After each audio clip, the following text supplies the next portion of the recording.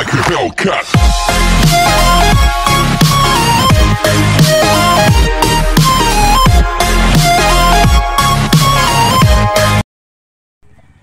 Hello, what's up po mga kabakyard?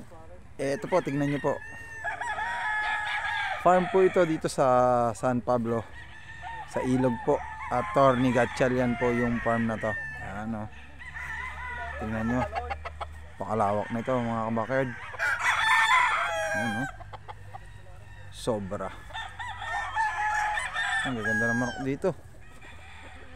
Quality o.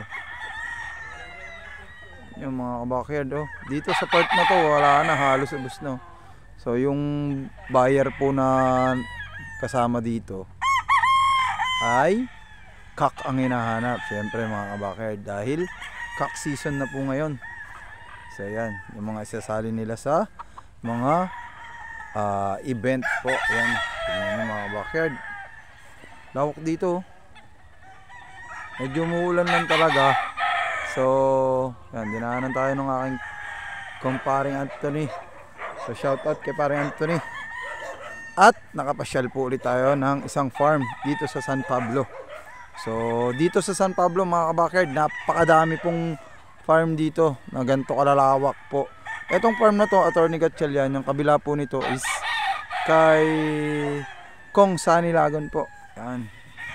Pero nandito po tayo ngayon. Tingnan nyo mga kabakyard, lawak nito. Ayan o. Sobra. Yan yung mga backyard. Yan o.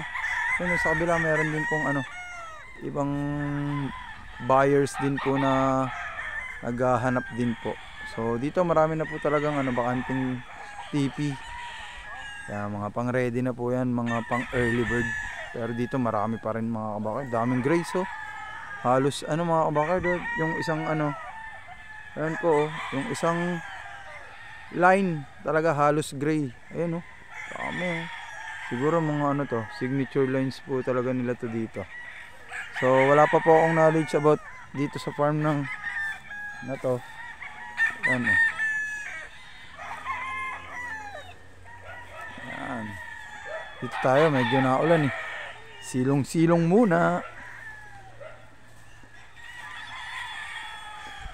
Doon dami doon mga kabakyard, mamaya pupuntahan natin yun.